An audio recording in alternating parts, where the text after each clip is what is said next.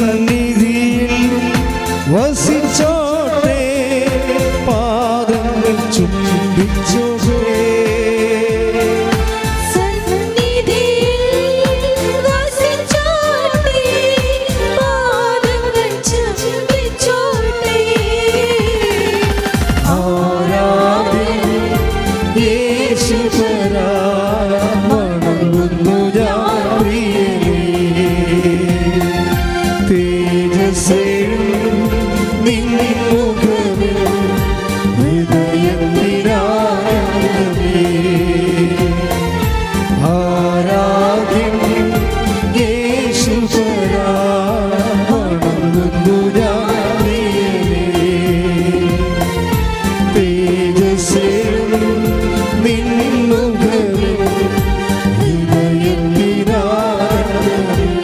Hallelujah, ഹല്ലേലൂയ, ഹല്ലേലൂയ, ഹല്ലേലൂയ, ഹല്ലേലൂയ. ഈശോയെ ആരാധന, ഈശോയെ മഹത്വം, മഹത്വം. ഹല്ലേലൂയ, ഹല്ലേലൂയ, ഹല്ലേലൂയ.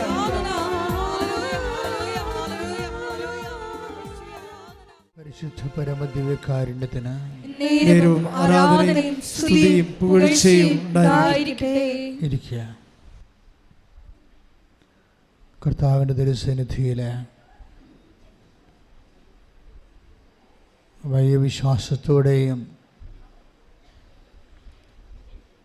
സ്നേഹത്തോടെയുമാണ് നമ്മൾ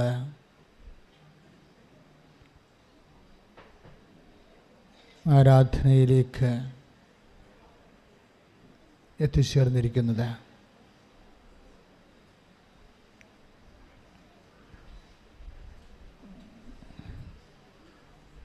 നമുക്കറിയാം, എല്ലാത്തിനും ഒരു മർമ്മമുണ്ട് അല്ലേ? പ്രധാനപ്പെട്ട സ്ഥലം,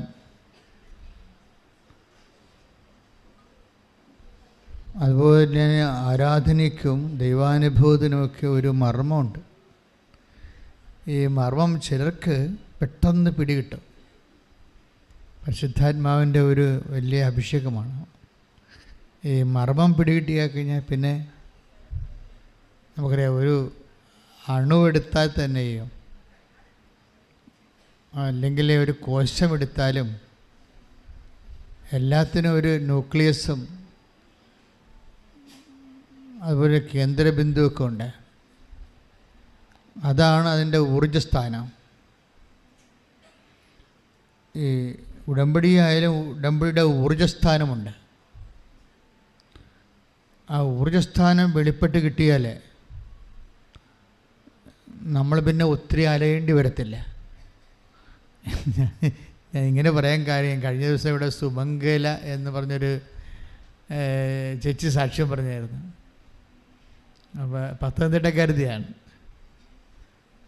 സുമംഗല ആദ്യ ദിവസം ഇവിടെ വന്ന് മാതാവിനെക്കുറിച്ചൊക്കെ കേട്ട് ഇവിടെയൊക്കെ വന്ന് കണ്ട് എല്ലാമൊക്കെ മനസ്സിലാക്കി ആൾ പോയി. പിറ്റേ ദിവസം ഇവർ വരും. ഇവർക്ക് 5-6 പ്രശ്നങ്ങളാണ് ജീവിതത്തിൽ. പിറ്റേ ദിവസം വരുമ്പോഴേ ഇതിൻ്റെ ഊർജ്ജസ്ഥാനം, ഉടമ്പടിയുടെ ഊർജ്ജസ്ഥാനം ദൈവം ഇവർക്ക് പറഞ്ഞു കൊടുത്തു. അപ്പോൾ ഉടനെ ഉടമ്പടിയിൽ ആദ്യം തന്നെ അവരെഴുതി, ആദ്യ നിയോഗത്തിൽ, അമ്മേ എൻ്റെ വിഷയങ്ങളൊക്കെ പോട്ടെ, അമ്മയുടെ പ്രത്യക്ഷീകരണത്തിൻ്റെ സാക്ഷിയായി എന്നെ ഉയർത്തണമേ. Price the Lord. അതാണ് ഊർജ്ജസ്ഥാനം.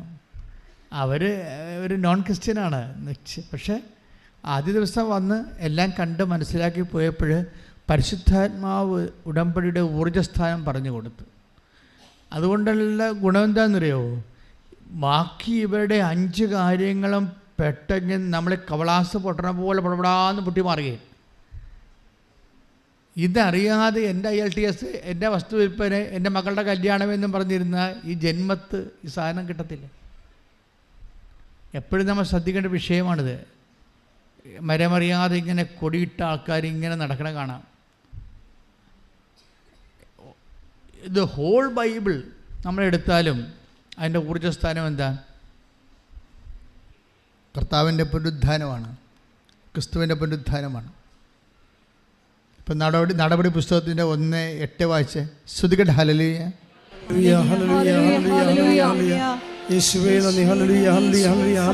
പ്രവർത്തനങ്ങൾ 1:8. നമ്മുടെ പുസ്തകം 1:8. എന്നാൽ പരിശുദ്ധാത്മാവ് നിങ്ങളുടെ മേൽ വന്നു കഴിയുമ്പോൾ, എന്നാൽ പരിശുദ്ധാത്മാവ് നിങ്ങളുടെ മേൽ വന്നു കഴിയുമ്പോൾ നിങ്ങൾ ശക്തി പ്രാപിക്കും. ജെറുസലേമിലും യൂദയാ മുഴുവനിലും സമരിയായിലും ഭൂമിയുടെ അതിർത്തികൾ വരെയും നിങ്ങൾ എനിക്ക് സാക്ഷികളായിരിക്കുകയും ചെയ്യും. അതാണ് ദൈവിക ലക്ഷ്യം. നമ്മൾ ആദ്യമേ പ്രാർത്ഥിക്കേണ്ടത്, കർത്താവേ, നിൻ്റെ പുനരുത്ഥാനത്തിൻ്റെ സാക്ഷികളായി എന്നെ ഉയർത്തണമെന്നാണ്. ശരിക്കും ഒന്ന് പ്രാർത്ഥിച്ചേ, കർത്താവേ, എൻ്റെ ജീവിതത്തിൻ്റെ പ്രതികൂല കാലാവസ്ഥയെ നിന്റെ കരം ഗ്രഹിച്ച് ഞാൻ ഈ കടലെ നീന്തുന്ന കാലങ്ങളിലെ ഒക്കെയും എൻ്റെ കർത്താവേ, നിന്റെ പീഡാനുഭവത്തിന്റെയും നിന്റെ തിരുമരണത്തിന്റെയും നിന്റെ തിരുഉദ്ധാനത്തിന്റെയും സ്വർഗം അംഗീകരിക്കുന്ന സാക്ഷിയായി എന്നെ ഉയർത്തണമേ. ശ്രദ്ധിക്കട്ടെ. ഉടമ്പടിയെടുത്തിട്ടുള്ള ഞങ്ങളെല്ലാവരെയും പരിശുദ്ധ അമ്മയുടെ പ്രത്യക്ഷീകരണത്തിന്റെ സാക്ഷികളാക്കി ഉയർത്തണമേ. ഹല്ലേലൂയ. പുനരുത്ഥാനത്തിന്റെ സാക്ഷികളാക്കണമേ.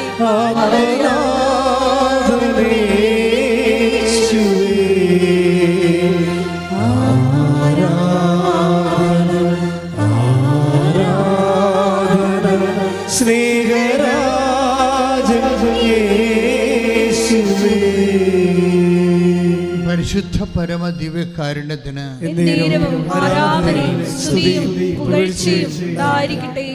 ഈശോയാണെങ്കിൽ ഈ സാക്ഷ്യം കേട്ട്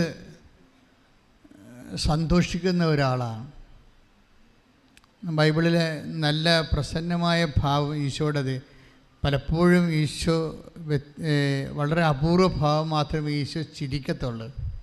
ചിരിക്കുന്ന ഈശോയെ നമ്മൾ കാണത്തില്ല ഒരിക്കലും ബൈബിളിൽ. ഈശോ ഒത്തിരി പ്രാവശ്യം ചിരിച്ച് കാണും.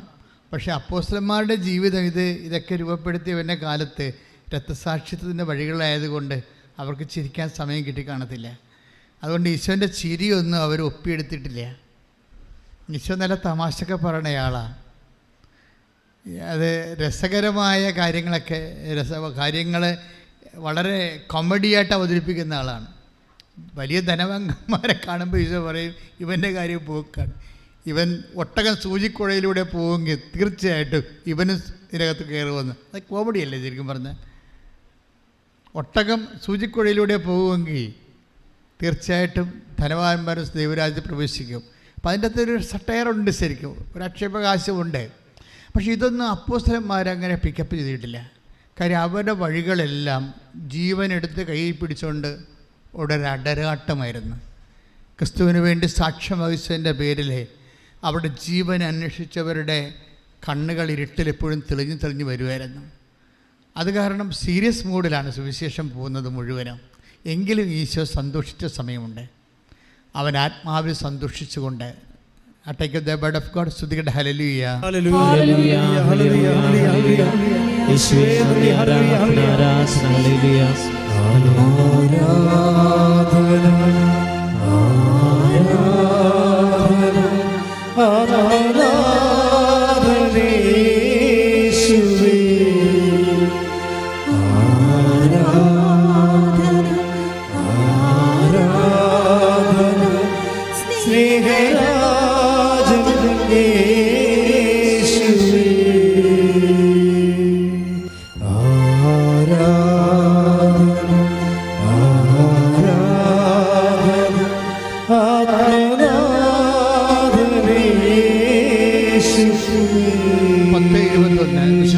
സുവിശേഷം 10:21. ലൂക്കാ 10:21. ആ സമയം തന്നെ പരിശുദ്ധാത്മാവിൽ ആനന്ദിച്ച്. Praise the Lord. ഈശോ ആനന്ദിക്കുന്നത് നമ്മുടെ ഈ ചളവ് തമാശകട്ടല്ല, പരിശുദ്ധാത്മാവിലാണ്. വ്യത്യാസമുണ്ട്. പരിശുദ്ധാത്മാവിൽ ആനന്ദിച്ച് അവൻ പറഞ്ഞു, ആ സമയം തന്നെ അവൻ പരിശുദ്ധാത്മാവിൽ ആനന്ദിച്ചു പറഞ്ഞു. ഇനി എന്താ പറഞ്ഞെന്ന് കേട്ടെ. സ്വർഗത്തിന്റെയും ഭൂമിയുടെയും കർത്താവായ പിതാവേ, അവിടുത്തെ ഞാൻ സ്തുതിക്കുന്നു. എന്തെന്നാൽ അങ്ങ് ഇവ ജ്ഞാനികളിൽ നിന്നും ബുദ്ധിമാന്മാരിൽ നിന്നും മറച്ചു വെക്കുകയും ശിശുക്കൾക്ക് വെളിപ്പെടുത്തുകയും ചെയ്തു. അതേ പിതാവേ, അതായിരുന്നു അവിടുത്തെ അഭീഷ്ടം.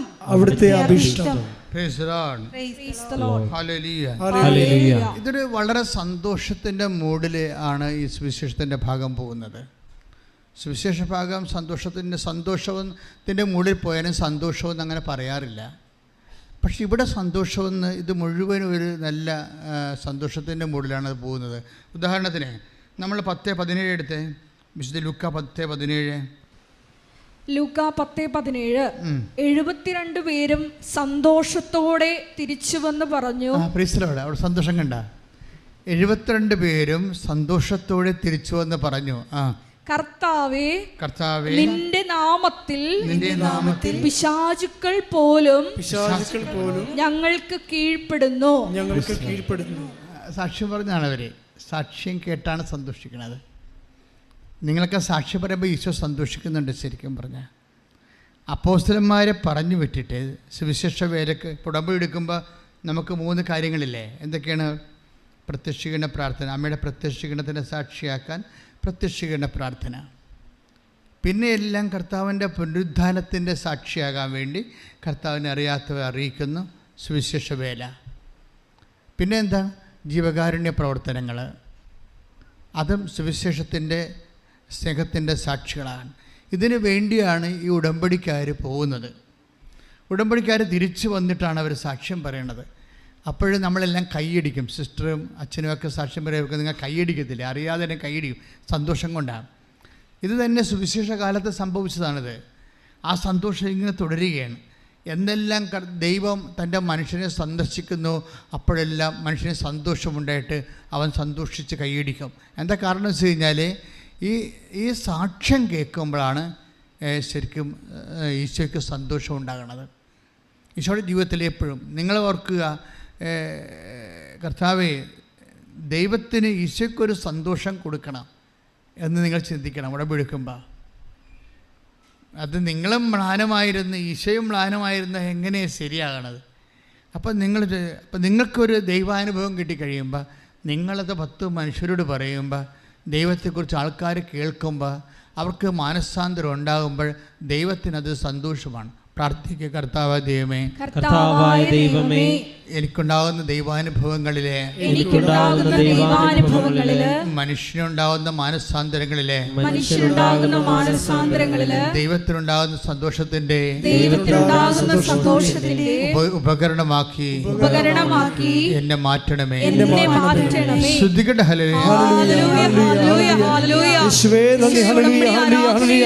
പങ്കെടുക്കുന്ന ഞങ്ങൾക്ക് എല്ലാവർക്കും സാക്ഷ്യത്തിന്റെ സന്തോഷം നൽകണമേ. സാക്ഷ്യം മറ്റുള്ളവർക്ക് പങ്കുവെക്കാനുള്ള വലിയ കൃപ നൽകണമേ.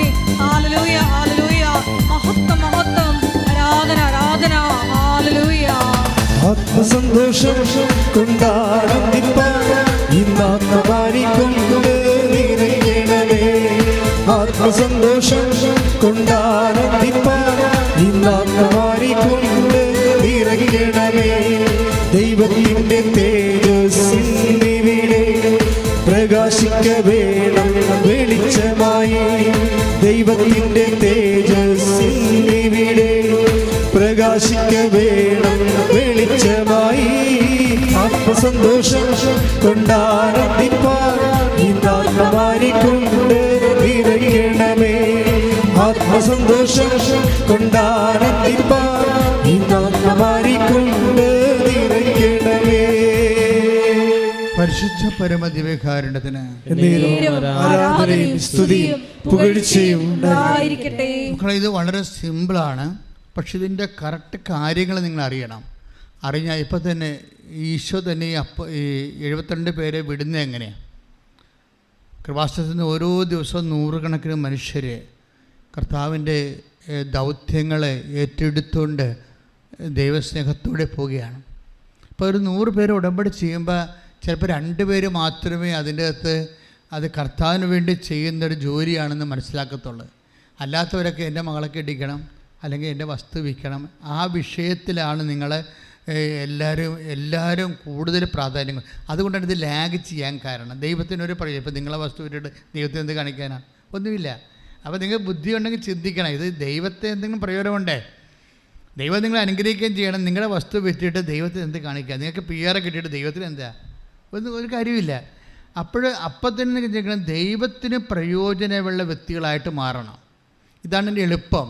10 കൊല്ലമൊക്കെ കൊണ്ട് ഈ എൻ്റെ മക്കളെ ഞാൻ സത്യമായിട്ട് എൻ്റെ ടൈം ഷോർട്ടനിങ് ഇരിക്കണേ എപ്പോഴാണ്? ഇതിൻ്റെ കറക്റ്റ് ഊർജ്ജസ്ഥാനം അറിയുമ്പോഴാണ്. എന്താണ് ദൈവത്തിന് ഇതുകൊണ്ട് എന്ത്? ഞാൻ ഈ ഉടമ്പടി എടുക്കുന്നതിലൂടെ ദൈവത്തിന് എന്താണ് പ്രയോജനം എന്നാണ് നിങ്ങൾ ധ്യാനിക്കേണ്ടത്. അപ്പോൾ തീർച്ചയായിട്ടും നിങ്ങൾക്ക് മനസ്സിലാകും.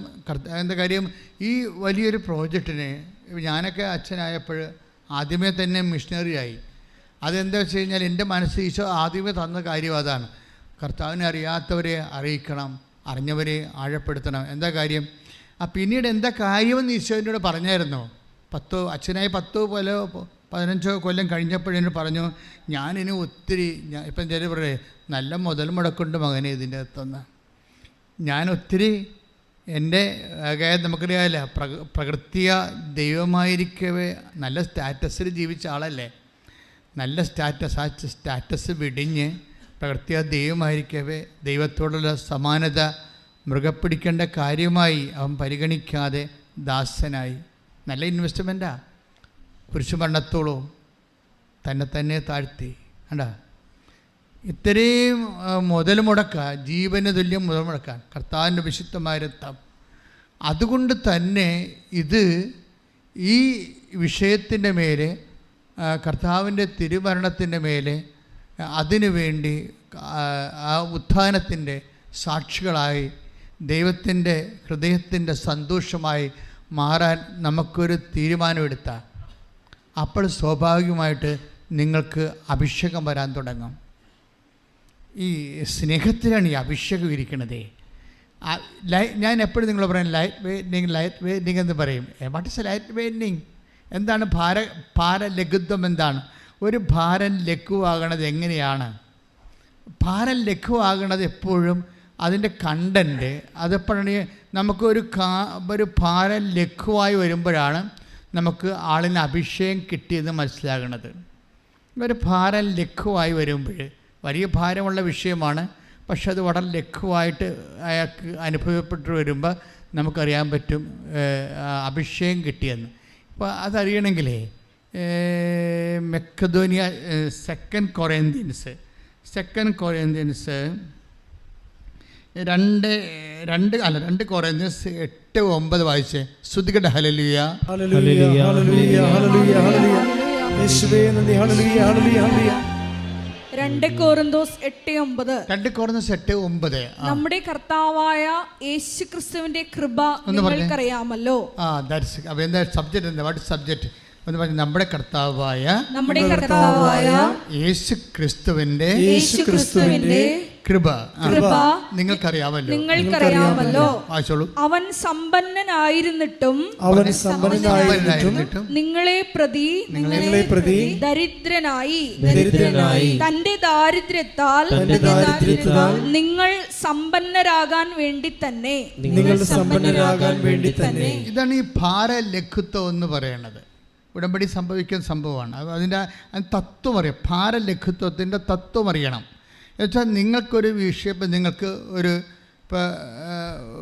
വൈഫും ഹസ്ബൻഡോട് അകന്ന് താമസിക്കുമ്പോൾ നിങ്ങൾ അടുക്കുന്നവരെ what you want, you need anointment.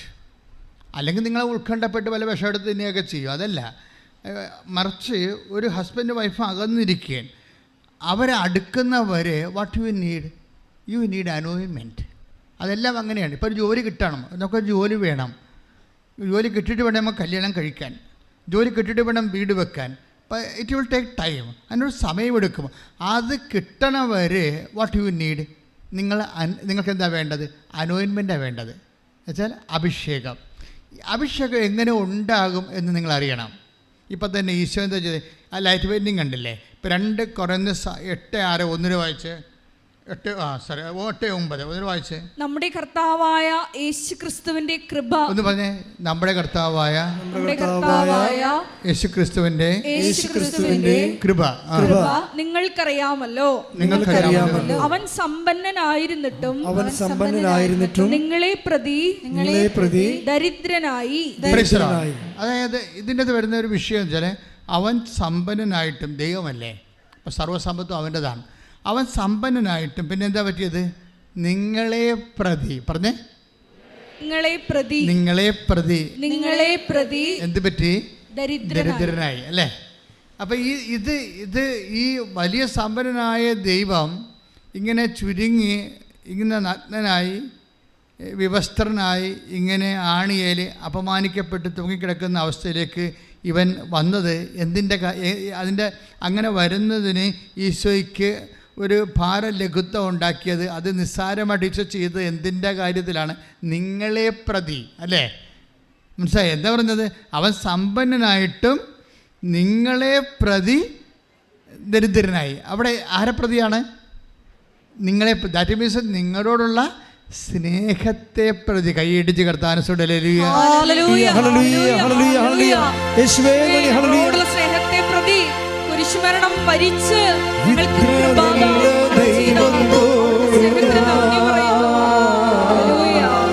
എന്തു ചെയ്തു നന്ദി ചൊല്ലിടും എന്റെ കൊച്ചു ജീവിതത്തെ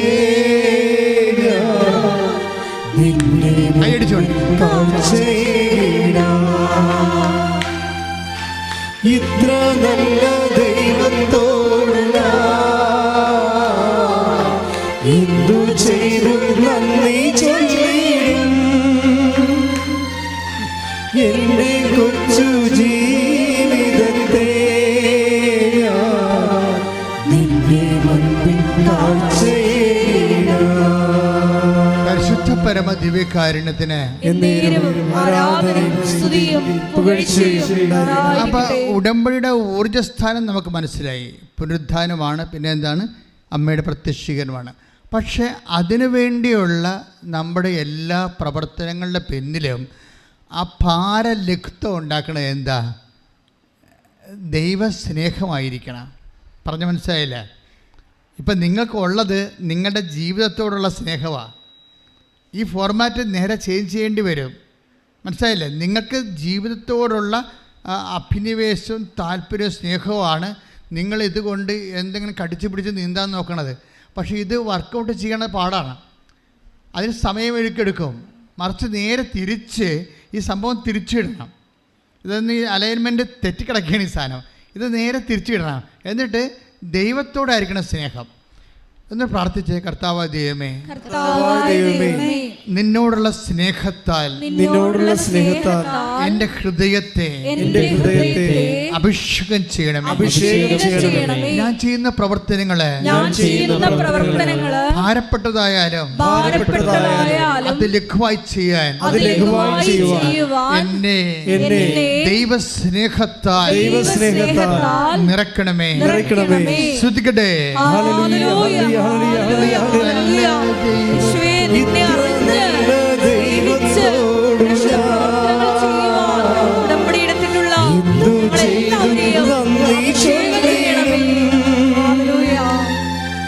എന്റെ കൊച്ചു ജീവിതത്തെ നിന്നെ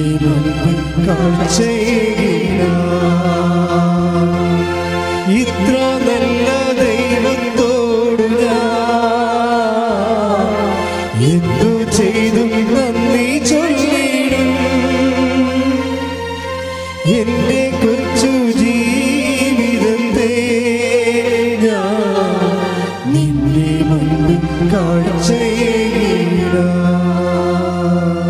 ഇപ്പോഴുണ്ടല്ലോ, ഇപ്പോൾ ഈ ആയുർവേദ വൈദ്യന്മാരില്ലേ, നമ്മുടെ രാജ്യം ആയുർവേദത്തിൻ്റെ രാജ്യമാണ്. ലോകത്ത് ഏറ്റവും കൂടുതൽ ആയുർവേദത്തിൻ്റെ സംഭാവന നൽകിയത് നമ്മളുടെ പിതാക്കന്മാരാണ്. 5000 കൊല്ലം മുമ്പുള്ള ആയുർവേദ ചരിത്രം നമുക്കുള്ളത്. അപ്പോൾ ഈ ആയുർവേദത്തിൻ്റെ കഷായം അല്ലെങ്കിൽ ലേഖ്യം എപ്പോഴാണിത് പാകമാകണത്? പണ്ടത്തെ ചില വൈദ്യന്മാരൊക്കെ പാകമാകണ സമയത്ത് മുറുക്കത്ത് പോകുമായിരുന്നു. അതിൻ്റെ അകത്ത് പുരാതന കാലങ്ങളിലുള്ള ചരിത്രങ്ങൾ പരിശോധിച്ചാൽ അത് മനസ്സിലാവും. എപ്പോഴാണിത് പാകമാകണത് എങ്ങനെ അറിയാൻ പറ്റും?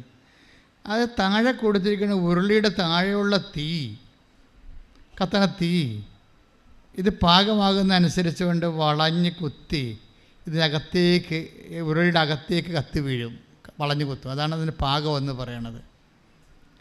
ഒരു ലേഖ്യത്തിൻ്റെ അല്ലെങ്കിൽ ഒരു കഷായത്തിൻ്റെ പാകം, എല്ലാ കഷായമല്ല, അത് മരുന്നിൻ്റെ ഒരു പ്രത്യേകതയാണത്. അതുപോലെ തന്നെ ഉടമ്പടി എപ്പോഴാണ് നിങ്ങൾ ഉടമ്പടിയിലാണെന്ന് നിങ്ങൾക്ക് എങ്ങനെ അറിയാൻ പറ്റും? നിങ്ങൾ ഉടമ്പടിയിലാണ് എന്നെങ്ങനെ അറിയാൻ പറ്റും? നിങ്ങളുടെ പ്രേക്ഷിത വേല അല്ലെങ്കിൽ കർത്താവിൻ്റെ കൈമാറ്റ ശുശ്രൂഷ, അത് അല്ലെങ്കിൽ ജീവകാരുണ്യ പ്രവർത്തനം എപ്പോഴാണ് എൻ്റെ മക്കൾക്ക് ഭാരമില്ലാതെ ദൈവസ്നേഹത്തോടെ സിമ്പിളായിട്ട് ചെയ്യാൻ പറ്റണത്, അപ്പോൾ ഉടമ്പടി കത്തുന്നുണ്ട്. ഇതാണ് സംഭവം. അല്ലാതെ മനസ്സിലായില്ലേ? ഇത് വളരെ സീരിയസ് ആണ്.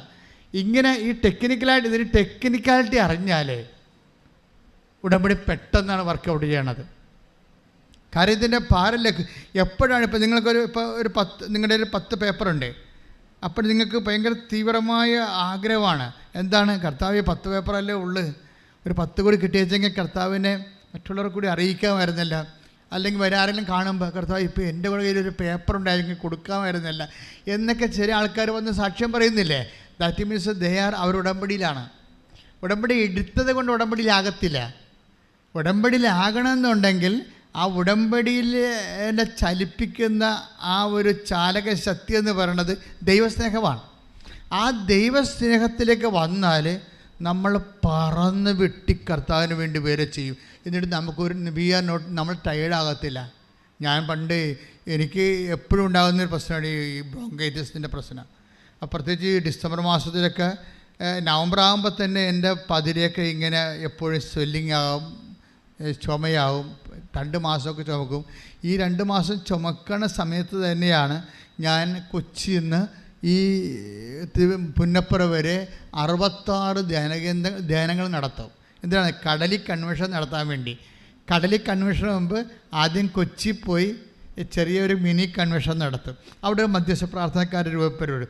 എന്നിടത്ത് പിന്നീട് കണ്ടക്കട വന്ന് നടത്തും, പിന്നീട് ചെല്ലാനത്ത് വന്ന് നടത്തും, പിന്നെ പള്ളിത്തോട്ട് എൻ്റെ നാട്ടിൽ വന്ന് നടത്തും. ഇങ്ങനെ നടത്തി പുന്നപ്പുറ വരെ പോകും. അപ്പോൾ 2 മാസമാകും. അപ്പോഴാണ് ഡിസംബർ 26 ഒക്കെ ആകും. അപ്പോൾ കടലിൽ കൺവെൻഷൻ നടത്തും 10 ദിവസത്തേക്ക്. അപ്പോൾ ഈ സമയത്തെല്ലാം ഇങ്ങനെ മഞ്ഞ് പിടിച്ച് ചുമച്ച് നമുക്ക് ഞാൻ ചുമക്കണ കണ്ട വേറെ ആൾക്കാർക്ക് തോന്നും ഇപ്പോൾ ചത്തുപോകുമെന്ന് തോന്നും. പക്ഷെ എൻ്റെ ഉള്ളിൽ ഭയങ്കര ദൈവസ്നേഹം തോന്നുന്നുണ്ടാവും. പിറ്റേ ദിവസവും പോകാൻ വേണ്ടി തോന്നും. ഇതിനെയാണ് അഭിഷേകം എന്ന് പറയണത്. ഞാൻ എന്തെങ്കിലും നിങ്ങളോട് പറയുന്നുണ്ടെങ്കിൽ ആ ഒരു പാഠം പഠിച്ച് തീർന്നിട്ട് പറയുന്നതാണത് ശരിക്കും. അപ്പം നിങ്ങളൊന്ന് പ്രാർത്ഥിക്കണം. കാര്യം നിങ്ങൾ ഇങ്ങനെ ഒത്തിരിയേറെ ലാഗ് ചെയ്യേണ്ട ഒരു കാര്യമില്ല. ഇങ്ങനെ ചില കാര്യങ്ങൾക്ക് ലാഗ് ചെയ്യേണ്ട ഒരു കാര്യമില്ല. ഇപ്പോൾ കഴിഞ്ഞ ദിവസങ്ങളിൽ ഒരു ചേച്ചി ഒരു സാക്ഷാത് വരുന്ന, അത് ഈ കഴിഞ്ഞ ദിവസം ഇന്നലെ എന്ന് പറഞ്ഞത്, അത് ഗ്രേസി ഡേവിഡിൻ്റെ ഒരു പ്രശ്നം എന്താ? സീരിയസ് വിഷയമാണ്. ഒരു ആൺമകനുണ്ട്, കാണാനില്ല. അതാണ് പ്രശ്നം. 1 മാസമല്ല, 1 വർഷമല്ല, 2 വർഷമല്ല, 3 വർഷമല്ല, 4 വർഷമായിട്ട് ഇവരെക്കുറിച്ചൊരു പിടിയില്ല. 4 വർഷമായിട്ട് നിങ്ങളൊന്ന് ചിന്തിച്ച്, ഒരു മകനുണ്ട് കാണാനില്ലെങ്കിൽ 4 വർഷമായിട്ട് അവനെക്കുറിച്ചൊരു ഫോൺ പോലും കിട്ടിയില്ലെങ്കിൽ അവൻ മരിച്ചില്ലേ? അവൻ മരിച്ചു പോയില്ലേ? എന്തെങ്കിലും പിടിയുണ്ടെങ്കിൽ അമ്മേനെ ബന്ധമുള്ള ആൾക്കാർക്ക് വിളിക്കത്തില്ലേ? ഇല്ല, ആളെ തീർന്നു. അപ്പം മരിച്ചതുപോലെ എല്ലാവരും കരുതുകയാണേ. ഗ്രേസി ഡേവിസിൻ്റെ അമ്മ മരിച്ചതുപോലെ എല്ലാം കരുതുകയാണ്. അപ്പോഴാണ് ഇവർക്ക് കൃപാസനം പത്രത്തിലൊരു കീറ് കിട്ടുന്നത്. അവരത് വായിച്ചു നോക്കിയപ്പോൾ മാതാവ് അവരെ വിളിക്കും. കൃപാസനം പത്രവും നിങ്ങൾ ഒരിക്കലും വിളിക്കരുത്. അത് മാതാവിൻ്റെ കൈയാണ്, നിങ്ങളെ തൊട്ട് വിളിക്കണ കൈയാണ്. കൈ ഇടിച്ച് കർത്താസുണ്ട്.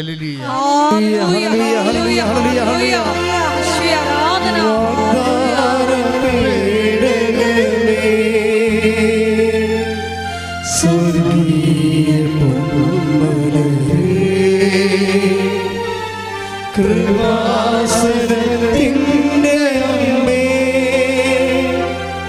പ്രസാദവരമാതാവേ വാഗ്ദാനപീഠകമേ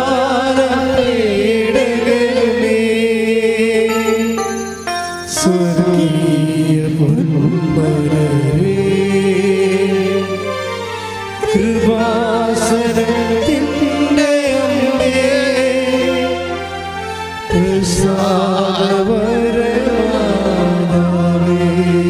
പരിശുദ്ധ പരമദിവ്യകാരുണ്യത്തിന് നേരവും ആരാധനയും സ്തുതിയും പുകഴ്ചയും ഉണ്ടായിരിക്കട്ടെ. അപ്പോൾ അവരത് കിട്ടിയ ഉടനെ പാഞ്ഞ് ഇവിടെ വന്ന് പെട്ടെന്ന് ഒരു ഉടമ്പടി എടുത്ത്, അവരുടെ പ്രശ്നം ഒന്നേ ഉള്ളൂ. 6 പ്രശ്നമൊന്നും അവർക്കില്ല.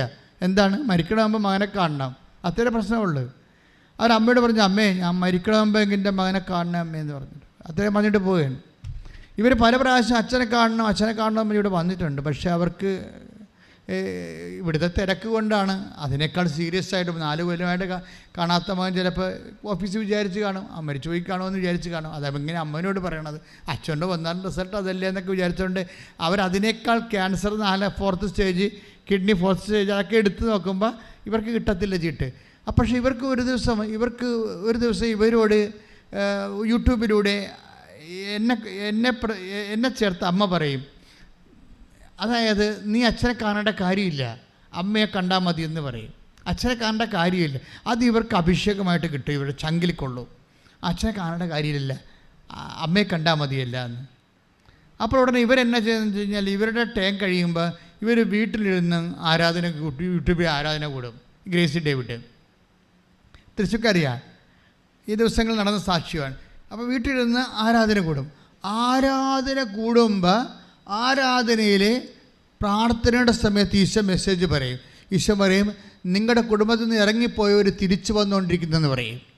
നിങ്ങളുടെ കുടുംബത്തിൽ നിന്ന് ഇറങ്ങിപ്പോയവർ തിരിച്ചു വന്നുകൊണ്ടിരിക്കുന്നത് കർത്താവ് അരുളിച്ചെന്ന് പറയും. ഇതോടുകൂടി ഗ്രേസി ഡേവിഡ് അവിടെ നിന്ന് ചാടി വീഴും അടുക്കളയിൽ നിന്ന്.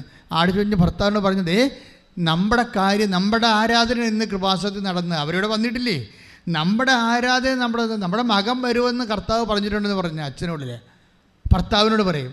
അവിടെ അതായത് അതോടുകൂടി തന്നെ പിറ്റേ ദിവസം ഇവരെ അവിടെ മകൻ വിളിക്കും. സ്തുതിക്കട്ടെ, ഹല്ലേലൂയ.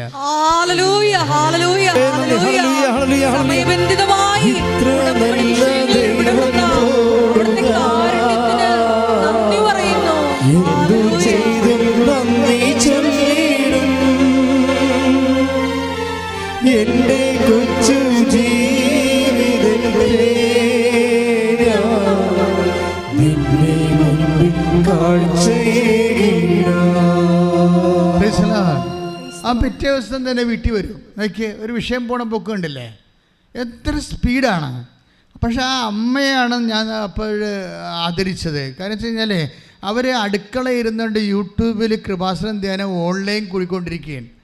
അപ്പോൾ കേൾക്കുന്ന മെസ്സേജ് അവരുടെ മകനെക്കുറിച്ചല്ല പറയണത്, ഒരു മകൻ. പക്ഷേ അവർ വിശ്വാസത്തിൽ അവരുടെ മകനാണെന്ന് പ്രഖ്യാപിക്കുകയാണ്. വിശ്വാസം ഒരു പ്രഖ്യാപനമാണ്. അവരുടെ മകനാണെന്ന് ഞാൻ അവൻ്റെ പേര് പറഞ്ഞില്ലല്ലോ. പറഞ്ഞോ? എനിക്ക് പേര് കർത്താവ് തന്നില്ല. നിൻ്റെ വീട്ടിൽ നിന്ന് ഇറങ്ങിപ്പോയ മകൻ തിരിച്ചു വരുന്നു എന്നാണ് പറഞ്ഞത്. അത് മെസ്സേജാണ് പറഞ്ഞത്. അപ്പോൾ മെസ്സേജ് പറയുമ്പോൾ ചില അണ്ണന്മാർ ഇതിങ്ങനെ ധ്യാന കേന്ദ്രന്മാർ കുറേയൊക്കെ പൊടിക്കൈയൊക്കെ പറയും, മകൾ വരുന്നതൊക്കെ പറയും. ഇതൊക്കെ ശരിയാണ്. അപ്പോൾ ധ്യാനം കൂടുന്ന ആൾക്കാർ തന്നെ ഇതുപോലെ വിണ്ണന്മാരുണ്ടെന്നുണ്ടെങ്കിൽ, വിശ്വാസമില്ലാത്തവരുണ്ടെങ്കിൽ അവരങ്ങനെ എഴുതിത്തള്ളും. പക്ഷേ അഭിഷേകമുള്ളവർക്ക് എന്താ, അവർക്കറിയാം ഇത് അവർക്കുള്ള മെസ്സേജാണ്. അവരവിടെ നിന്ന് ചാടി പറഞ്ഞത്, ദേ ഇന്ന് നടന്ന കൃപാസനത്തിൽ നടന്നത് നമ്മുടെ ആരാധനയാണ് നടന്നത്. അച്ഛൻ പറഞ്ഞത് നമ്മുടെ മകൻ വരുന്നുണ്ടെന്ന്. എന്തൊരു വിശ്വാസത്തിലാണ്! ഈ വിശ്വാസത്തിലേക്ക് ദൈവം അഡ്രസ്സ് ചെയ്യും. അപ്പം തന്നെ ദൈവം ഈ ഭൂമിയിൽ എവിടെയെങ്കിലും അവനുണ്ടെങ്കിൽ ഈ വിശ്വാസമുള്ള അമ്മയ്ക്ക് കൊണ്ടുവന്ന് കൊടുക്കും. അതാണ് വിശ്വാസത്തിന് ശക്തി. കൈയടിച്ച് കർത്താൻ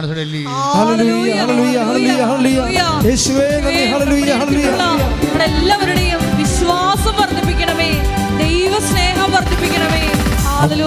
നാളങ്ങൾ വെള്ളത്തിനോളങ്ങൾ എന്നെ തകർക്കുവാൻ സാധ്യമല്ല. അഗ്നിനാളങ്ങൾ വെള്ളത്തിനോളങ്ങൾ എന്നെ തകർക്കുവാൻ സാധ്യമല്ല. അഗ്നിയിലിറങ്ങി വെള്ളത്തിൽ നടന്ന് കൂടെ വരുവാൻ യേശുവുണ്ട്. അഗ്നിയിലിറങ്ങി വെള്ളത്തിൽ നടന്ന് കൂടെ വരുവാൻ യേശുവുണ്ട്. കാണുന്നു ഞാൻ വിശ്വാസത്താ എൻ മുൻപിൽ ചെങ്കടൽ രണ്ടാകുന്നു. കാണുന്നു ഞാൻ വിശ്വാസത്താ എൻ മുൻപിൽ ചെങ്കടൽ രണ്ടാകുന്നു. കാണാത്ത കാര്യങ്ങൾ കൺമുൻപിലെന്നവോ വിശ്വസിച്ചിടുന്നു എൻ കർത്താവേ. കാണാത്ത കാര്യങ്ങൾ കൺമുൻപിലെന്നവോ വിശ്വസിച്ചിടുന്നു എൻ കർത്താവേ. അപ്പോൾ ഈ ഒരു വിശ്വാസം കണ്ടില്ലേ, ഗ്രേസി ഡേവിഡിൻ്റെ വിശ്വാസം കണ്ടല്ലേ? ഈ വിശ്വാസം തന്നെ ചില സമയത്ത് ഇപ്പോൾ ഗ്രേസി ഡേവിഡ് ഇത്രയും വിശ്വസിച്ച് മകനെ കിട്ടിയെന്ന് വിചാരിച്ചല്ല, മകനെ കിട്ടിയല്ലോ. എങ്കിലും വിശ്വാസം അപകട മേഖലയിലാണ്. ഒരിക്കലും നമുക്ക് വിശ്വാസം കിട്ടിയെന്ന് പറഞ്ഞാൽ, കഴിഞ്ഞ പ്രാവശ്യം എങ്ങനെ ധ്യാനം അവസാനിച്ചത്? ഒരിക്കൽ പ്രകാശം ലഭിച്ചവർ വീണുപോയാൽ, അല്ലേ? നമ്മൾ ഹെബ്രായർ 4:6 വായിച്ച് ശ്രുതികട്ടെ. ഹല്ലേലൂയ, ഹല്ലേലൂയ, ഹല്ലേലൂയ, ഹല്ലേലൂയ, ഹല്ലേലൂയ. യേശുവേ നന്ദി. ഹല്ലേലൂയ, ഹല്ലേലൂയ, ഹല്ലേലൂയ, ഹല്ലേലൂയ, ഹല്ലേലൂയ, ഹല്ലേലൂയ. യേശുവേ നന്ദി, യേശുവേ ആരാധന. 6:4 ശ്രുതികട്ടെ. ഹല്ലേലൂയ, ഹല്ലേലൂയ, ഹല്ലേലൂയ, ഹല്ലേലൂയ. ആരാധന, ആരാധന,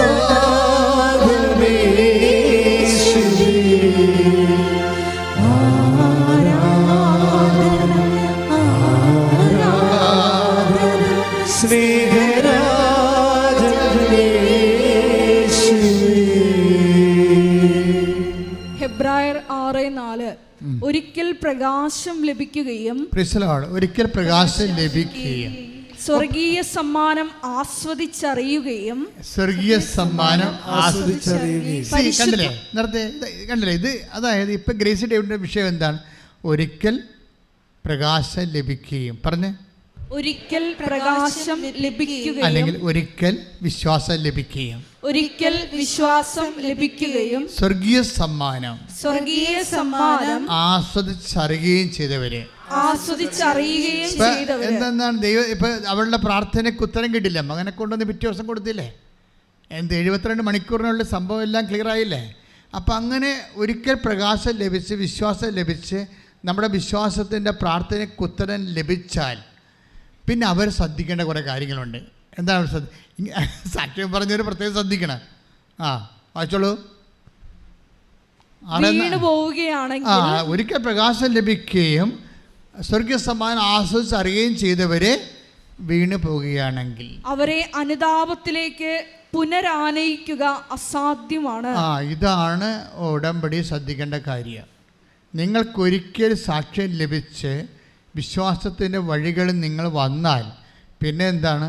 നിങ്ങളത് സംരക്ഷിക്കാൻ ബാധ്യസ്ഥയാണ് ആ വിശ്വാസ നിലവാരം.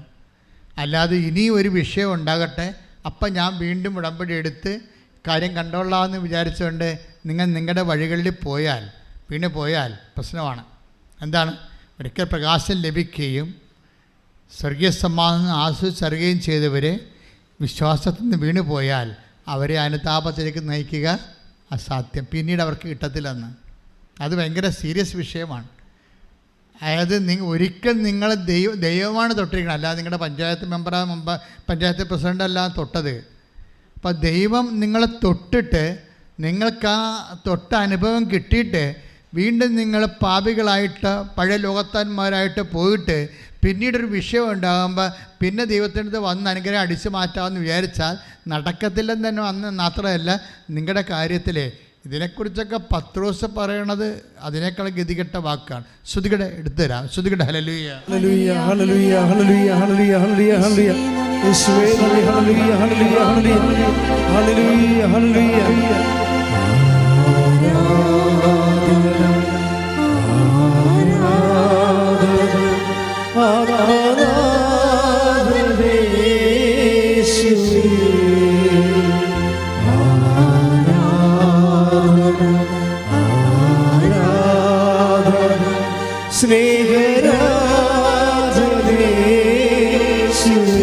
കരങ്ങൾ വീശി പാടാം.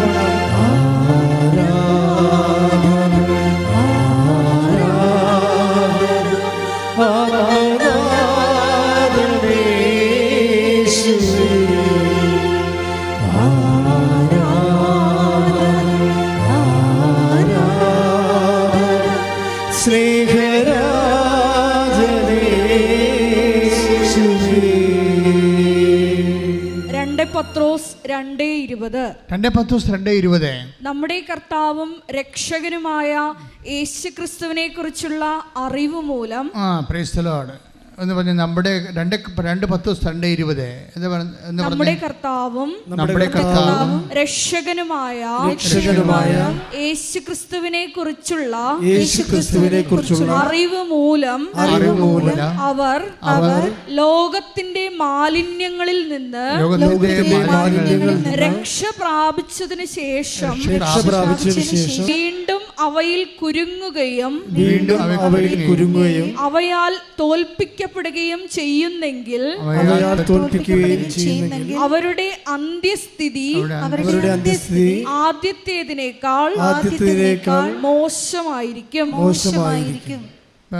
ഈ വീണ് പോണ ആൾക്കാരല്ലേ, വിശ്വാസം ഒരിക്കൽ ലഭിച്ചു, അടയാളം കിട്ടി, സാക്ഷ്യം പറഞ്ഞു, പിന്നീട് ഒരിക്കലും അവർ പിന്നീട് പഴയതുപോലെ ആ കാലം കഴിയുമ്പോൾ വീണ്ടും ലോകത്താനായിട്ട് ജീവിച്ചിട്ട് പിന്നീടൊരു പ്രശ്നം ഉണ്ടാകുമ്പോൾ ദൈവത്തിലേക്ക് വന്നാൽ അവരെ ദൈവം വിളിക്കണത് പന്നി എന്നാണ് വിളിക്കണത്.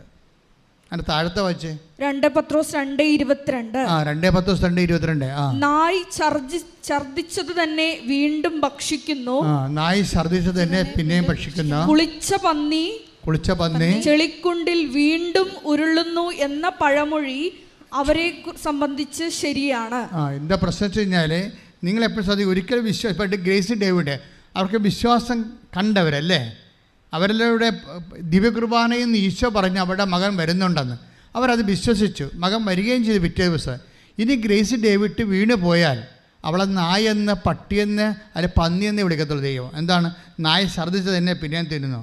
വീണ്ടും അതായത് ദൈവാനുഗ്രഹം കിട്ടിയിട്ട് പിന്നീട് നമ്മളുടെ താല്പര്യത്തിനനുസരിച്ച് പിന്നെ ചതിയോ വഞ്ചനയോ സെക്സോ മോശമായിട്ടുള്ള ജീവിതമോ മദ്യമോ ഇങ്ങനെയൊക്കെ പലതരത്തിലുള്ള ഏഷണിയോ പരദൂഷണമോ പകയോ വിദ്വേഷമോ ചതിയോ അഹങ്കാരമോ ഇങ്ങനെ ലോകത്താനായിട്ട് പോയി കഴിഞ്ഞാൽ പിന്നെ എന്താ പറയുക, പിന്നീട് അവരെ തിരിച്ച് കൃപയിലേക്ക് കൊണ്ടുവരിക അസാധ്യമാണ്. പിന്നീട് അത് തിരിച്ചു തരത്തില്ല. കാര്യം എന്താണ്? നിങ്ങൾ ദൈവത്തിനെതിരായിട്ടാണ്. ദൈവത്തിൻ്റെ കൃപ നേരെ കണ്ടിട്ട് പോലും നിങ്ങളുടെ മറ്റൊരു ജീവിതം, അതിനെ നിങ്ങൾക്ക് ആസ്വാദ്യം തോന്നിയ ഒരു ജീവിതം കണ്ടപ്പോൾ ദൈവത്തിനെ മാറ്റിയിട്ട് നിങ്ങളത് സ്വീകരിച്ച് ദൈവത്തോട് അവിശ്വസ്തത കാണിച്ചതാണ്. നിങ്ങൾക്കറിയാമല്ലോ, അഭിഷേകം നഷ്ടപ്പെടുന്നതിൻ്റെ പ്രധാനപ്പെട്ട കാരണം നമുക്ക് സ്നേഹവും വിശ്വസ്തതയുമാണ്. ഇതിൻ്റെ അകത്ത് ശ്രദ്ധിക്കേണ്ട 2 പോയിൻറ്റുകൾ. സ്നേഹം, അതായത് നിങ്ങൾക്ക് ദൈവത്തിനോട് സ്നേഹം കൂടിക്കൂടി വരികയാണെങ്കിൽ അഭിഷേകം കീഴ് എന്ത് ഭാരമുള്ള സംഭവമാണെങ്കിലും നമുക്ക് എടുക്കാനുള്ള അഭിഷേകം ഉണ്ടായിക്കൊണ്ടിരിക്കും ദൈവത്തോടുള്ള. ഇപ്പം നിങ്ങൾക്ക് മക്കളില്ലെന്ന് വിചാരിച്ചോ, അപ്പോൾ നിങ്ങളുടെ കൂട്ടുകാരത്തിക്ക് മക്കളുണ്ട്, അനിയത്തിക്ക് മക്കളുണ്ട്, ചേട്ടത്തിക്ക് മക്കളുണ്ട്. അപ്പോൾ നിങ്ങളുടെ അമ്മായി പറയും, നീ മച്ചാണ്, നീ അസത്താണ്, നോക്കി നിനക്ക് മാത്രം എന്താ മക്കളില്ലാത്ത, വേറെ എല്ലാവർക്കും മക്കളുണ്ടല്ലോ എന്ന് പറയുമ്പോൾ നിനക്ക് തോന്നുന്നു വല്ല കറണ്ട് കമ്പിയേലും പിടിച്ച് അത്ത് കളയാമെന്ന് തോന്നും. അത് അഭിഷേകം ഇല്ലാഞ്ഞിട്ടാണ്. പക്ഷേ ഈ ഒരു സിറ്റുവേഷനിൽ ഇപ്പം നിൻ്റെ കുടുംബ ചുറ്റുമുള്ള പ്രശ്നങ്ങൾ എന്തുമാത്രം രൂക്ഷമായി നിനക്കെതിരെ വരുമ്പോൾ ദൈവം ഉദ്ദേശിക്കണ അതല്ല.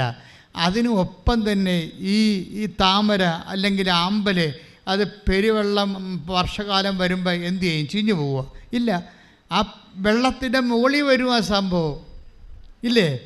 അത് തണ്ട് നീട്ടി എൻ്റെ താമര വെള്ളത്തിൻ്റെ പ്രളയം വന്നാലും വെള്ളത്തിൻ്റെ മുകളിൽ വരും. എൻ്റെ ദൈവവേദനെ ഇതുപോലെ നിനക്ക് ചുറ്റും ക്ലേശങ്ങൾ പെരുകുമ്പോൾ ദൈവസ്നേഹം നീ സ്വീകരിച്ച് ദൈവത്തെ മാത്രം സ്നേഹിച്ച് മറ്റുള്ളവരാരും സ്നേഹിക്കാൻ യോഗ്യരല്ലെന്ന് മനസ്സിലാക്കി സ്നേഹിച്ചാൽ ഇത് തന്നെയാണ് ഫലമെന്ന് മനസ്സിലാക്കി ദൈവത്തിൽ നിൻ്റെ ജീവിതം കൊണ്ട് തന്നെ നീ സ്നേഹിച്ച് ജീവിതം നീ അവലംബമാക്കി ദൈവത്തിൽ ആശ്രയം വെച്ചുകൊണ്ട് നീ സങ്കടങ്ങളുടെയും പ്രളയത്തിൻ്റെയും മുകളിലേക്ക് വരാൻ വേണ്ടി നീ അഭിഷേകത്തിനായി സ്തുതിക്കട്ടെ. ഹല്ലേലൂയ.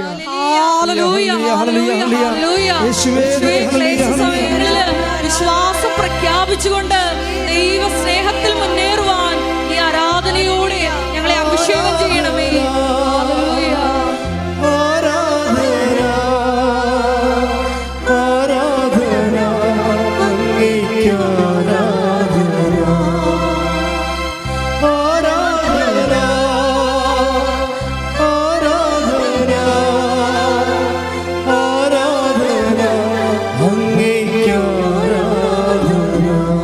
പരിശുദ്ധ പരമദിവ്യകാരുണ്യത്തിന് ഇങ്ങനെ കൊടിയ ക്ലേശങ്ങളിലെ ദൈവസ്നേഹം നിറച്ച് ദൈവത്തിന് വേണ്ടി എനിക്ക് എൻ്റെ മക്കളെ ഈ ഉടമ്പടിയുടെ ഏറ്റവും വലിയ വിജയമെന്ന് പറയണത് നമുക്കറിയാമല്ലോ. അതായത് നിത്യജീവൻ വരെ പ്രാപിക്കാൻ പറ്റിയ ഇന്ധനം ഇതിനകത്തുണ്ട്. ഇപ്പോൾ ഒരുത്തൻ വന്ന് ഈശോനോട് ചോദിച്ചില്ലേ, നിത്യജീവൻ പ്രാപിക്കാൻ ഞാൻ എന്ത് ചെയ്യണം? അപ്പോൾ അയാൾക്ക് ബോധമുണ്ട്, ചൊല്ലിയിട്ട് കാര്യമില്ലെന്നറിയാം. എന്ത് പ്രാർത്ഥന ചൊല്ലണമെന്നല്ല ചോദിച്ചത്. Take the word of God. ശ്രദ്ധിക്കട്ടെ. ഹല്ലേലൂയ. മത്തായി 19:16. മത്തായി 19:16. ഒരാൾ അവനെ സമീപിച്ച് ചോദിച്ചു, പറഞ്ഞ ഒരാൾ അവനെ സമീപിച്ച് ചോദിച്ചു, ഗുരു നിത്യജീവൻ പ്രാപിക്കാൻ ഞാൻ എന്ത് നന്മയാണ് പ്രവർത്തിക്കേണ്ടത്? അപ്പം അങ്ങക്ക് ഒരു ക്ലൂ ഉണ്ടല്ലേ, ഒരു ക്ലൂ ഉണ്ട്. എന്താണ് കാര്യം? എന്ത് പ്രാർത്ഥന ചൊല്ലണമെന്നല്ല അവൾ ചോദിച്ചത്. നിത്യജീവൻ പ്രാപിക്കാൻ ഞാൻ എന്ത് പ്രാർത്ഥന ചൊല്ലണമെന്നല്ല ചോദിച്ചത്, എന്ത് സൽപ്രവർത്തികൾ ചെയ്യണമെന്നാണ് ചോദിക്കണത്. അപ്പോൾ ഇതിനകത്ത് നിത്യജീവൻ എന്ന് പറയുന്ന ഒരു ദൈവത്തിൽ നമുക്ക് തരാൻ പറ്റുന്ന ഏറ്റവും വലിയ പ്രോമിസ് പോലും നമുക്ക് ലഭിക്കണത് ചൊല്ലിയിട്ടല്ല കിട്ടണത്, പിന്നെ എന്താണ്, ചെയ്തിട്ടാണ് കിട്ടണത്. അങ്ങനെയാണെങ്കിൽ ഉടമ്പടിയുടെ അതിനകത്തുള്ള ഫോർമുലയിലുള്ള സൽപ്രവൃത്തികളായാലും കാരുണ്യപ്രവൃത്തികളായാലും സുവിശേഷ പ്രവർത്തനങ്ങളായാലും ഇത് ചെയ്യുന്നതിലൂടെ നിനക്ക് ലഭിക്കുന്ന അഭിഷേകം എന്ന് പറയണത് അത് ഏത് ക്ലേശകാലത്തും ഏത് ക്ലേശം. ഇപ്പോൾ നിൻ്റെ വീട്ടിൽ പട്ടിണിയും ദാരിദ്ര്യമാണെന്ന് തന്നെ വിചാരിച്ചോ. അപ്പോൾ നിങ്ങൾ ചോദിക്കുക, പിന്നെ ദാരിദ്ര്യം കൊണ്ട് കിറുനാറിയിട്ട് പാടില്ല, പിന്നെയാണ് നാട്ടുകാരെ സഹായിക്കാൻ നടക്കുന്നത്. പക്ഷേ എന്തായാലും സഹായിക്കുന്നതാണ് അഭിഷേകം എന്ന് പറയണത്. മനസ്സിലായ? നിനക്ക് ഇല്ല, ഉള്ളതിൽ നിന്ന് സഹായിക്കുമ്പോൾ ഉള്ളിൻ്റെ ഉള്ളിൽ സന്തോഷം തോന്നുന്നതിനാണ് അഭിഷേകം എന്ന് പറയണത്. അതിനാണ് പരിശുദ്ധാത്മാവെന്ന് പറയണത്. Take the word of God. 2 കൊറിന്തോസ് 8:2. ശ്രുതികട. ഹല്ലേലൂയ. യേശുവേ നന്ദി. ഹല്ലേലൂയ ഹല്ലേലൂയ ഹല്ലേലൂയ ഹല്ലേലൂയ. യേശുവേ സ്തുതി. ഹല്ലേലൂയ. 2 കൊറിന്തോസ് 8:2. എന്തെന്നാൽ ക്ലേശങ്ങളുടെ തീവ്രമായ പരീക്ഷയിൽ അവരുടെ സന്തോഷാധിക്യവും കൊടിയ ദാരിദ്ര്യവും ഉദാരതയുടെ സമ്പത്തായി കരകവിഞ്ഞൊഴുകി. ഇത് മക്കെദോനിയ സഭയെക്കുറിച്ച് പറയണതാണ്. മക്കെദോനിയ സഭ എന്ന് പറഞ്ഞാൽ ആദിമ സഭയിൽ ഒരു സഭയാണ് കൊറിന്ത് സഭ എന്ന് പറഞ്ഞു. ഇപ്പോൾ അതെല്ലാം സ്ഥലങ്ങളുടെ പേരാണ്. ആ സ്ഥലത്തുള്ള സഭയ്ക്കാണല്ലോ പൗലോസ് അപ്പോസ്തലൻ കത്ത് എഴുതണത്.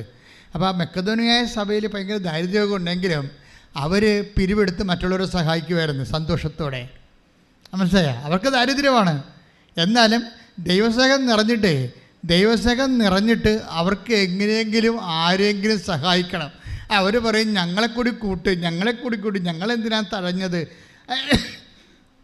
അവരെ സഹായിക്കുന്നതിൽ നിന്ന് എന്തിനാണ് ഞങ്ങളെ തഴഞ്ഞത്? ഞങ്ങൾക്ക് ഇല്ലാത്ത വല്ലാത്ത നിങ്ങളെന്തിനാണ് അറിയണത്? ഞങ്ങൾക്ക് സന്തോഷമുണ്ടല്ലോ, സ്നേഹമുണ്ടല്ലോ അവരെ സഹായിക്കാൻ, ഞങ്ങളെയും കൂടി അതിനകത്ത് പങ്കെടുപ്പിക്കാൻ പറഞ്ഞിട്ട് ഇവർക്ക് ഈ കൊടിയ ദാരിദ്ര്യത്തിലും ആണെങ്കിലും ഇവർക്ക് ആന്തരികമായിട്ട് കൊടുക്കാൻ ഭയങ്കര സന്തോഷമാണ്. ഇതിനെ അഭിഷേകം എന്ന് ബൈബിള് പറയണത്. ബൈബിളെ അങ്ങനെ പറയത്തുള്ളൂ. അതിനാണ് സത്യവേദ പുസ്തകം എന്ന് പറയണത്. കൈയിട്ടിച്ച് കർത്താവിനെ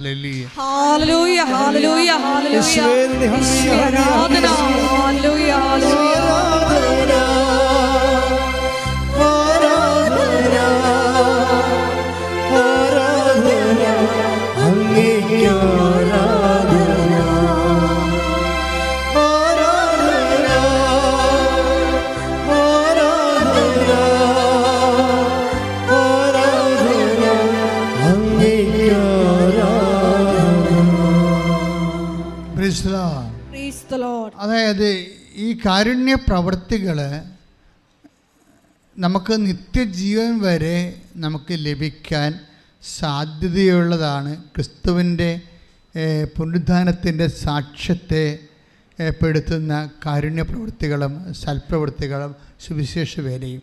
പക്ഷേ എന്താ പ്രോബ്ലം എന്ന് ചോദിച്ചു കഴിഞ്ഞാൽ, ഇത് നമ്മൾ ചെയ്യുമ്പോൾ ഒരു ഫങ്ഷണറി ആയിട്ട് ചെയ്യേണ്ട. ഉടമ്പടി എടുത്തേരെ, ഇനി പത്രം കൊടുക്കണം. ഇപ്പോൾ ഇന്ന് കഴിഞ്ഞ ദിവസങ്ങളിൽ ഇവിടെ ഒരു സാക്ഷ്യം പറഞ്ഞ് ഒരു നാട്ടുകാരത്തിയാ, ചേർത്തലക്കാരത്തി. എന്നാ അവരുടെ പേരെന്ന് വെച്ച് കഴിഞ്ഞാൽ ബിന്ദു സുനിൽ ചേർത്തല. അപ്പോൾ അവരോട് പല ആൾക്കാരും പറയും, ഇവിടെ വന്ന് കൃപാസനം നിങ്ങളുടെ നാട്ടിലല്ലേ? ഇപ്പോൾ ബിന്ദു സുനിൽ ചേർത്തലക്കാരത്തിയാണ്, കെട്ടിച്ചു വിട്ടിരിക്കുന്നത് എറണാകുളത്താണ്. അപ്പോൾ അവളുടെ കുറേ പ്രോബ്ലം ഉണ്ട്. കുറേ പ്രോബ്ലം ഉള്ള വെച്ചാൽ അവിടെ ആങ്ങളെയുമായിട്ട് ഉടക്കാൻ ഒരു അങ്ങോട്ടും ഇങ്ങോട്ടും സംസാരമില്ല. ആങ്ങളെയുമായിട്ട് ഉടക്കി അമ്മയും മകളുമാണെന്ന് തോന്നണം. പിന്നെ ആങ്ങളെ വേറെ വീട്ടിലാണ് താമസിക്കുന്നത്, ആങ്ങളെ ഇവിടെ അല്ല. അപ്പോൾ ആങ്ങളായിട്ട് വഴക്കായിട്ട് മാനസികമായിട്ട് ശരിക്കും അകന്നു പോയ ആൾക്കാരാണ്. അതുപോലെ തന്നെ ആങ്ങളയ്ക്കൊരു മകനുണ്ട്, അവന് എന്തോ ഓട്ടിസം പോലെ എന്തോ രോഗമാണ്. പിന്നെ ആങ്ങളയ്ക്ക് രോഗമുണ്ട്. അപ്പോൾ ഇങ്ങനെ കുറേ പ്രശ്നങ്ങളുണ്ടെങ്കിലും ഇവളോട് ആൾക്കാർ പറയും, നിങ്ങളുടെ നാട്ടിലല്ലേ കൃപാസനം, നിങ്ങൾക്ക് കൃപാസനത്തിൽ പോകാൻ വരും. ഇപ്പോൾ ഉടനെ ഇവർ പറയും, അവിടെ എന്നാ, അവിടെ ഈ പത്രം മേടിക്കണം, പത്രം കൊടുക്കണം, യൂട്യൂബ് ചാർജ് ചെയ്യണം, എൻ്റെ ഇതൊക്കെ ചുമ്മാ ബിസിനസ്സല്ലേ, ഞാനൊന്നും പോകത്തില്ലെന്ന് പറയും. ഇവർ വരത്തില്ല. അവർ പറയുന്ന വേറെ സാധനമുണ്ട്. ഞാൻ പലപ്പോഴും ബസ്സിൽ ഇതിലേ പോകുന്നുണ്ടായിരുന്നു, ഞാൻ ഇങ്ങോട്ട് നോക്കത്തില്ലെന്ന്. എനിക്ക് അത്രയും വെറുപ്പായിരുന്നു. ആരോ പൈശാചികമായി അവിടെ ഉള്ളിൽ തിന്മയുടെ ശക്തി കയറ്റി വിട്ടിരിക്കുകയാണ്. പിശാച് അങ്ങനെ ഒരു കാര്യം ചെയ്യുവേ. ഇപ്പം നമുക്കെന്ത് മാത്രം ട്രോളുകളാണ് നമുക്കെതിരെ ഇറങ്ങിയത്. ഞാൻ ആ ഒരു ട്രോളിന് ഞാൻ മറുപടി കൊടുത്തിട്ടില്ല. എന്താ കാര്യം? മറുപടി കൊടുക്കും.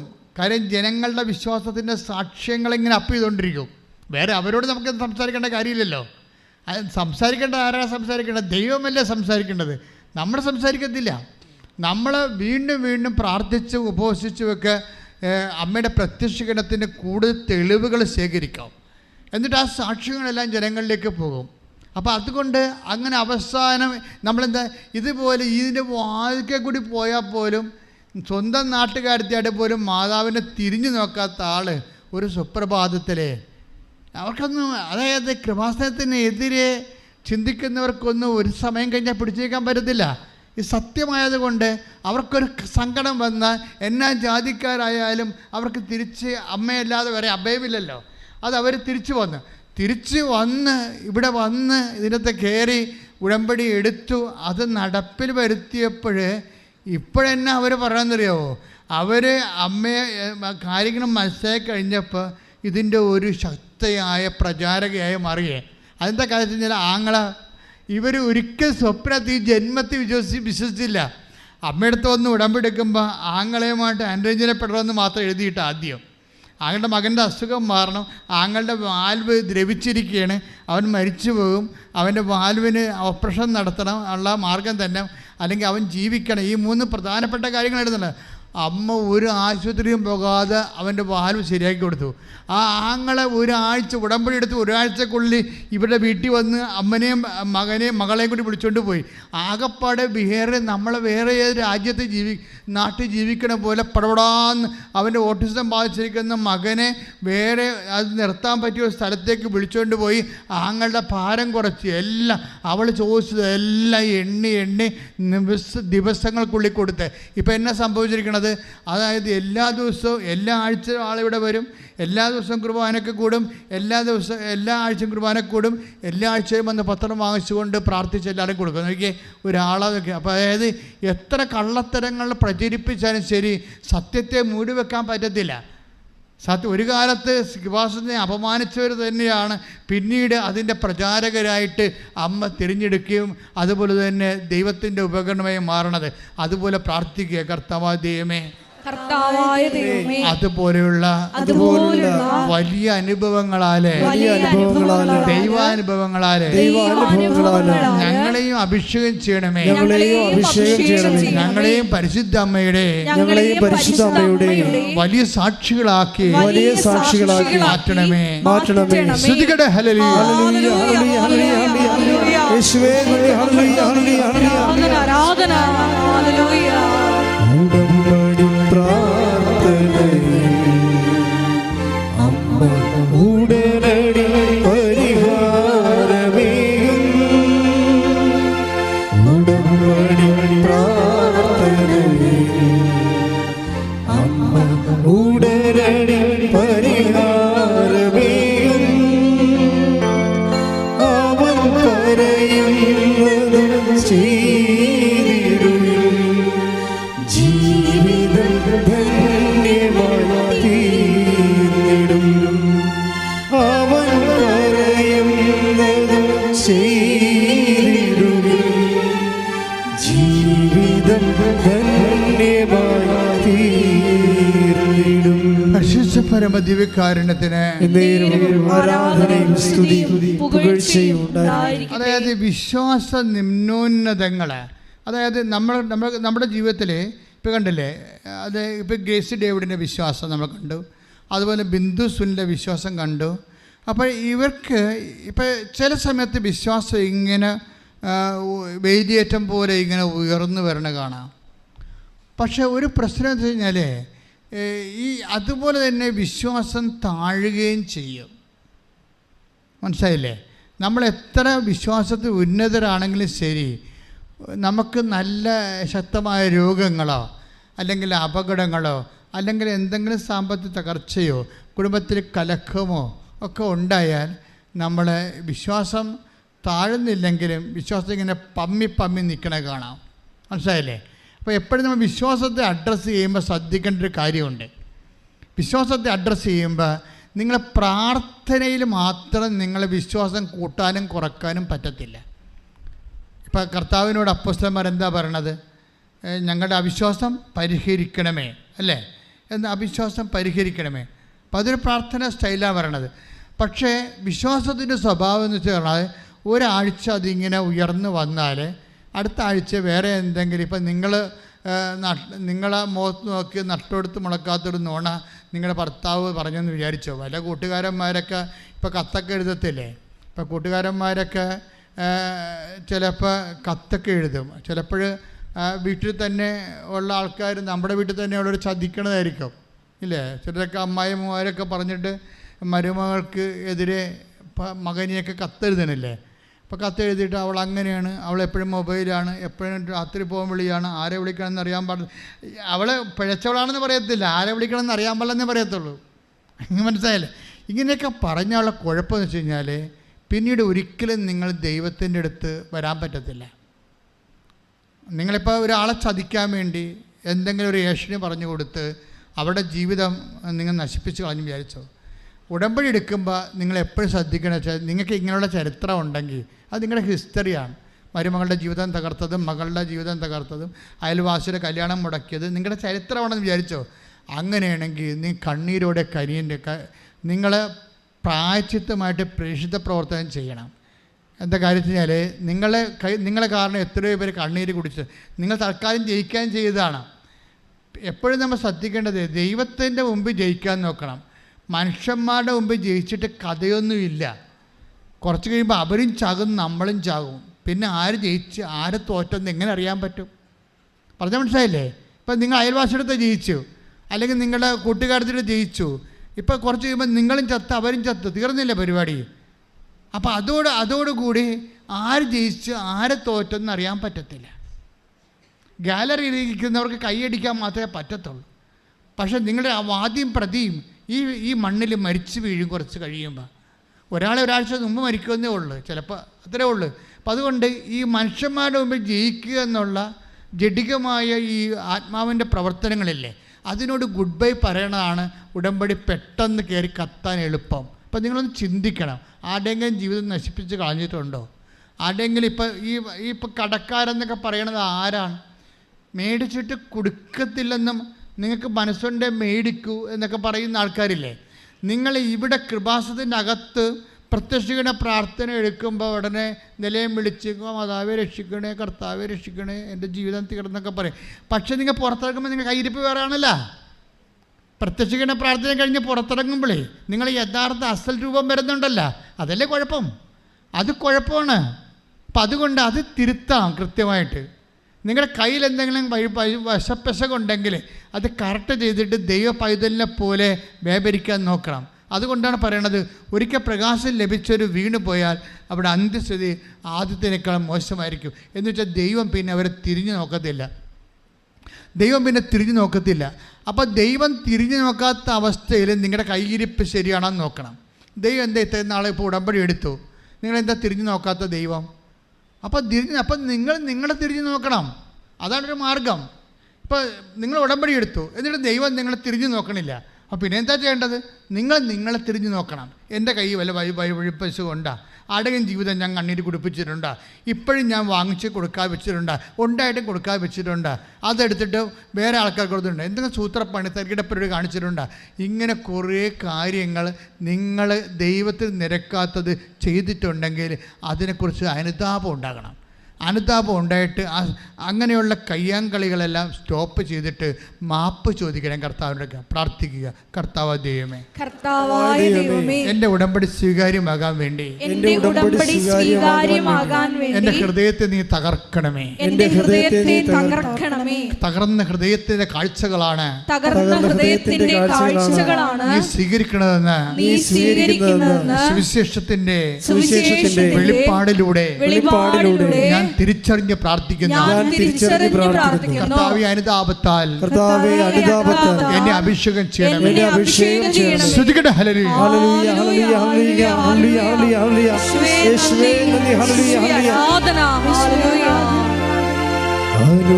അനുദപിക്കാൻ കൃപയേകണമേ, അനുതാപം നൽകണമേ,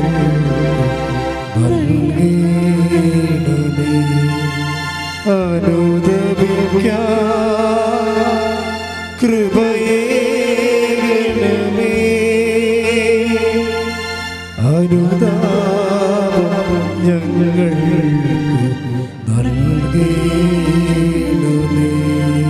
പരിശുദ്ധ പരമദിവ്യകാരുണ്യത്തിന്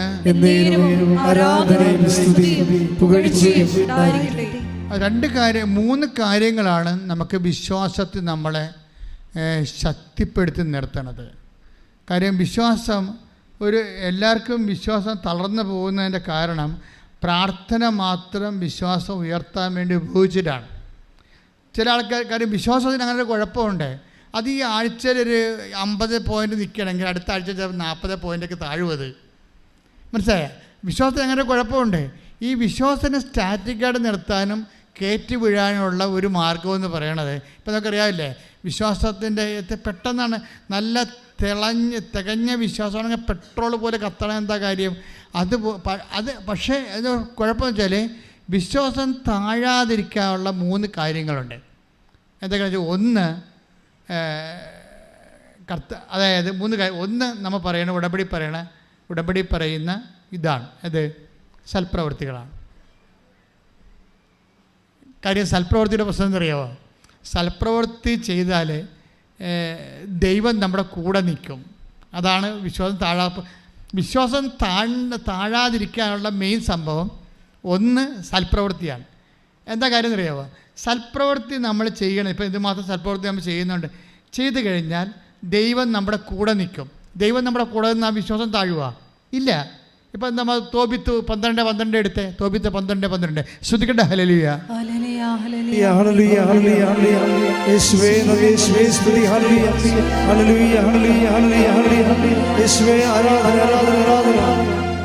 തോബിത്ത് 12:12 നീയും നിന്റെ മരുമകൾ സാറായും പ്രാർത്ഥിച്ചപ്പോൾ നിങ്ങളുടെ പ്രാർത്ഥന പരിശുദ്ധനായവനെ ഞാൻ അനുസ്മരിപ്പിച്ചു. നീ മൃതരെ സംസ്കരിച്ചപ്പോൾ ഞാൻ നിന്നോടൊത്തുണ്ടായിരുന്നു. അതാണ് സംഭവം. അത് 12:13. തോബിത്ത് 12:13 എന്താ സംഭവം? അതായത് ഞാൻ നിങ്ങളോട് പറഞ്ഞ എന്താണ്? വിശ്വാസം പ്രാർത്ഥനയിൽ മാത്രം അവലംബിച്ചു കഴിഞ്ഞാൽ വിശ്വാസം താഴാൻ സാധ്യതയുണ്ട്. ഓരോ ദിവസം ഗ്രാഫ് പൊങ്ങി താന്നും കിടക്കും. പക്ഷേ നമ്മൾ വിശ്വാസത്തെ പ്രാർത്ഥനയുടെ ഫോർമാറ്റിൽ നിന്ന് മാറ്റിയിട്ട് പ്രവൃത്തിയുടെ ഫോർമാറ്റിൽ കൊണ്ടുവന്ന് വെച്ച് കഴിഞ്ഞാൽ ഉള്ള ഗുണം എന്താ? പ്രലോഭിത 12:13 വായിച്ച്, നീ മരിച്ചവരെ സംസ്കരിച്ചപ്പോൾ, പറഞ്ഞേ, നീ മരിച്ചവരെ സംസ്കരിച്ചപ്പോൾ ഞാൻ നിന്നോട് കൂടെ ഉണ്ടായിരുന്നെന്ന്. ഞാൻ നിന്നോട് കൂടെ ഉണ്ടായിരുന്നു. അപ്പോൾ അതായത് ഈ മനുഷ്യരെ മരിച്ചവരെ സംസ്കരിക്കാൻ പോയത് നമ്മൾ കഴിഞ്ഞ പ്രാവശ്യം കണ്ടാണ്. പെന്തക്കോസ്താ ദിവസം നല്ല വിഭവസമൃദ്ധമായ ഊണിൻ്റെ സമയത്താണ്. ഊണ് കഴിക്കാൻ പോകുമ്പോൾ മകനോട് പറഞ്ഞ്, നമ്മുടെ ആരുടെയെങ്കിലും പാവപ്പെട്ടവരുണ്ടെങ്കിൽ വിളിച്ചോണ്ട് വരാൻ പറഞ്ഞു. അവൻ പോയിട്ട് തിരിച്ചു വരുമ്പോൾ മരിച്ച ആൾക്കാരെക്കുറിച്ചാണ് അവൻ പറയണത്. മരിച്ചുപോയ ആൾക്കാരുടെ ജഡം കിടക്കണമെന്നാണ് പറഞ്ഞ്, പട്ടണത്തിൽ കിടപ്പുണ്ടെന്നാണ് പറഞ്ഞത്. ഉടനെ ഈ മനുഷ്യൻ ആ ഭക്ഷണം കഴിച്ചില്ല. ആ ഭക്ഷണം കഴിക്കാതെ, തൻ്റെ ഉച്ചഭക്ഷണം കഴിക്കാതെ നേരെ ഓടിപ്പോയി ആ ശവത്തെ സംസ്കരിച്ചതിനെക്കുറിച്ചാണ് ദൈവം പറയണത്. നീ ഉച്ചഭക്ഷണം പോലും കഴിക്കാതെ നീ ത്യാഗം അനുഭവിച്ചുകൊണ്ട് നീ ആ ശവം മറവ് ചെയ്യാനുള്ള കാരുണ്യപ്രവൃത്തി ചെയ്തപ്പോൾ ഐ വാസ് വിത്ത് യു, ഞാൻ നിൻ്റെ കൂടെ ഉണ്ടായിരുന്നെന്ന്. അതുകൊണ്ട് എൻ്റെ ദൈവവേദനെ എപ്പോഴെങ്കിലും പ്രാർത്ഥന കൊണ്ട് വിശ്വാസത്തെ നിലനിർത്താൻ നമുക്ക് ഒരു പരിധി കഴിഞ്ഞാൽ പറ്റത്തില്ല. പിന്നെ ഉള്ളത് നമ്മുടെ മുമ്പിലുള്ളത് സാക്ഷ്യം, എന്ത്? സൽപ്രവൃത്തികളാണ്. പ്രാർത്ഥിക്കുക, കർത്താവായ ദൈവമേ, ഉടമ്പടി പ്രകാരമുള്ള സൽപ്രവൃത്തികള് ദൈവസ്നേഹത്തോടെ ചെയ്തുകൊണ്ട് ദൈവത്തിന്റെ സാന്നിധ്യത്തില് ജീവിക്കുവാൻ എന്നെ സഹായിക്കണമേ. ശ്രുതികടേ, ഹല്ലേലൂയ ഹല്ലേലൂയ ഹല്ലേലൂയ യേശുവേ ആരാധന ആരാധന. ഹല്ലേലൂയ ഹല്ലേലൂയ ഹല്ലേലൂയ